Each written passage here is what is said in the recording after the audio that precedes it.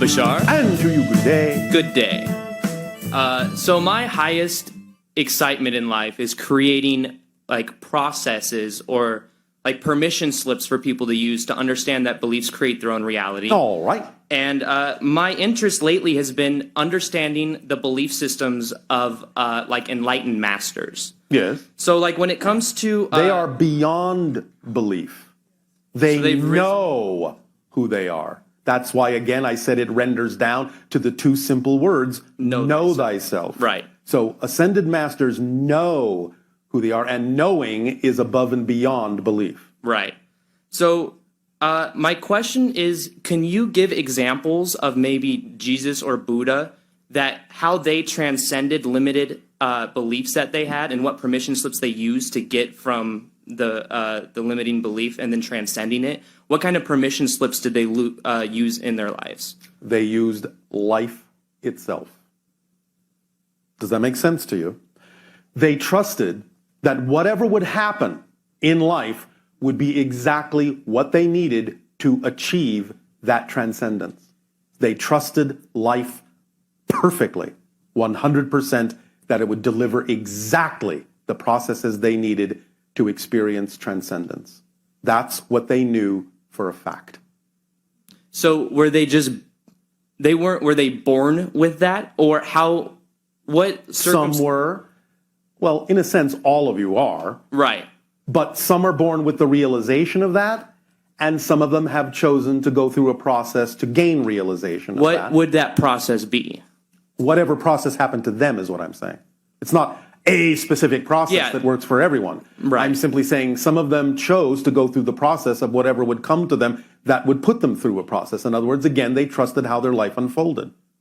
So can you give me an example of something that happened maybe in Buddha's life or Jesus' life that got them to go to transcend that, to know thyself? That's something... Well, being nailed to a cross did it.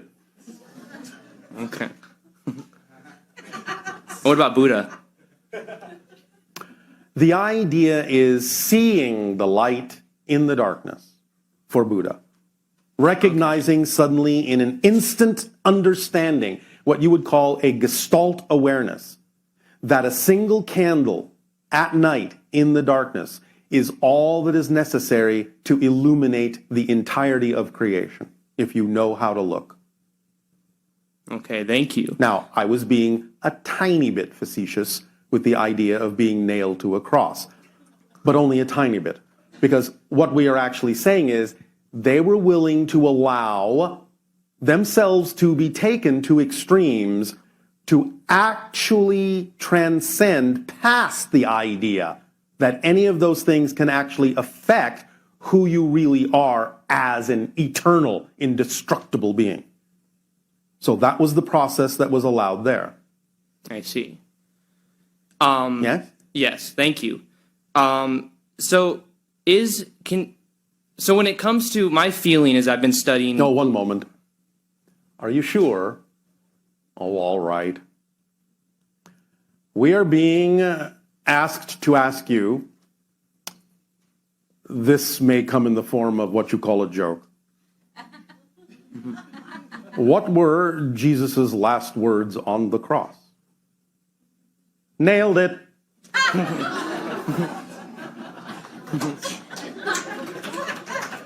Which goes back to the idea that to be enlightened, you have to lighten up on yourselves. Yes, exactly. Don't take it so seriously. Right.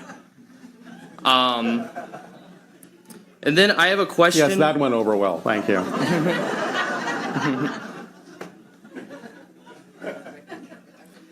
And then in the prior transmissions, you've talked about how the... One moment. Isn't it interesting that nobody asked who you are? Just plowed right ahead. Who are you? The one that gave the joke was Jesus. Oh, right on. Remember that one of your biblical quotes is, "My joy I leave with you." Yes? Yeah. All right. So now you may plow ahead. Thank you. And then on a different topic, when it comes to, you were talking about how the Yael will be the first hybridized race that we come into contact with. Yes.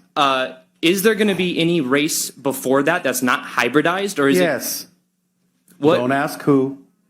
I can't tell you. All right. But good question. No.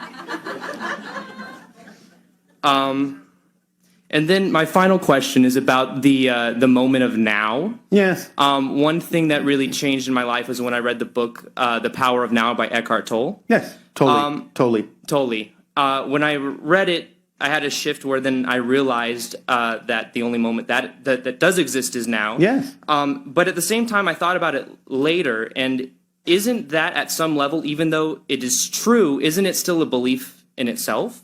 Or is it No, it's an actual description of the structure of existence and one of the 5 laws. Remember, laws are the laws. They are not beliefs. They are a description of the structure of existence itself. I see. Yes. And then Does that help? That does help. And then one last question. Oh, one last question. Is Eckhart Tolle a wanderer? A type of wanderer, yes. I thought so. Okay. Awesome. Much love to you. Thank you, Bashar. And you as well. Both Christ and Buddha would have been the first to tell you that it was always something that they aspired to and something that they often achieved, but not something that anyone ever holds steadily to all the time. It's an objective. It's a calling. It's not some standard that you should hold yourself to and then beat yourself over the head with a club when you are not there. See, this is what the Eastern religions seem to instill, that we are all supposed to become this. And so when you say that this is a planet of joy and that it's an individual choice, I don't quite understand. I know you say there's really no purpose to be here except for joy, except there seems to be such a collective consensus in the teachings, Eastern and Western, that we are supposed to come to a certain height. Well, at the heart of all of those religions, there is an understanding of alignment. In other words, when you discuss any of them, if you can get back to the precepts on which they were originally based, you discover that there was an understanding by those who were translating at the beginning of coming into alignment. It's an individual's self-alignment with who they have become. And that's the thing that all those religions were teaching, but as man gets hold of it, whether they are the leaders of a church or of a nation or of a peer group in a high school, most leaders really believe that leadership is about looking amongst the masses, coming to a conclusion of right action, and then somehow affecting conformity to that right action. And what is forgotten almost every time in almost every religion is the understanding that coming into enlightenment, that coming into vibrational harmony, that going home, that coming into the light, that upliftment, that seeking source, that finding God, no matter what words they are using, is all about an individual closing their gap between who they are and who they have become. And it's this determination that almost every religion or organized anything has to get you to conform to their standard that has the whole thing not working well. Don't you find it amazing that all of these supposedly enlightened people who are now trumpeting the leadership of all of these supposedly enlightened religions are using their disagreements with other religions as their basis for destruction of one another? Where do they find that in their scriptures or in the basis of that what they teach? There is a huge misunderstanding, and it goes like this. It says, I want to be good. Everyone has that at the heart of their request. I want to be good. Therefore, I must find the standard that is good and then I will do my best to conform to that. And that's where they all go wrong, because they are saying there is a standard, instead of understanding that if there are billions of people on the planet, that there are billions of standards, because there were billions of intentions as you came forth, and there are billions of exposure to contrast as you've given birth, and there are billions of vibrational escrows that you're reaching for, and there are billions of individual emotional scales that you are turning in the direction of, and there are billions of gaps that are being closed. In other words, you are individually coming into alignment with your source. It's not a source that someone outside of you has assigned to you. When somebody says, for you to be good, you need to meet these requirements that I have established here, we say there is something screwy in their understanding, because right away they are taking your guidance outside of you and they are trying to control your guidance. They're saying, I hold the keys to your enlightenment, to your upliftment, to your well-being, to your connection with God. You need me. Every religion, without exception, has lost their way on that, because they have stepped outside of their individual understanding of who they are.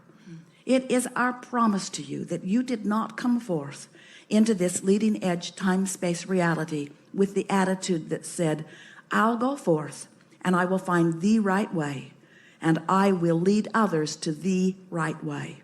Instead, you said, I'll go forth and I will conclude what is best for me, and the source within me will become it and call me toward it. And when I go, I'll feel really good.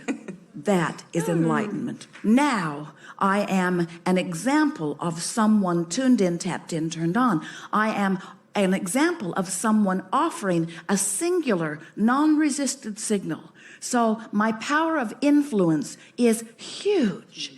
But what I am influencing toward is not doing as I do and thinking as I think. What my example of enlightenment is about is my example of alignment. You did not come forth as teachers to tell others what they should create. You came forth to demonstrate through the power of your example how to create. They are the creator of their own experience, and they get to choose. And when you look into any environment that has any form of disruption, whether it is a rebellious 5-year-old, whether it is a rebellious teenager, whether it is a spouse rebelling in marriage, whether it is an employee rebelling under the discomfort of an employer, whether it is a nation unhappy with irrational leadership, whether it is world disruption based upon things going wrong, in every single case, what is at the heart of the rebellion is a natural, personal awareness that you're not the boss of me. A natural, personal awareness that there's a vibrational escrow that's calling me, and when I listen to your call, I'm always off my path. Every time somebody tries to tell you what you should do, what you should think, why you're here, they are leading you off your path. And that's why you go crazy. You can feel yourself not going with the flow. There are so many well-meaning people, but if they would speak more accurately, what they would say to you in their attempt to guide you is, I have not yet discovered my own alignment with my own source, and I'm feeling rather frustrated in my illogical effort to control others so that I can feel better. And I am using you as a guinea pig to see how compliant you would be and how many of my hoops you are willing to jump through. And I have this illogical misunderstanding that if I can get you to jump through some of my hoops, that I will feel better. But it's going to take your undivided attention.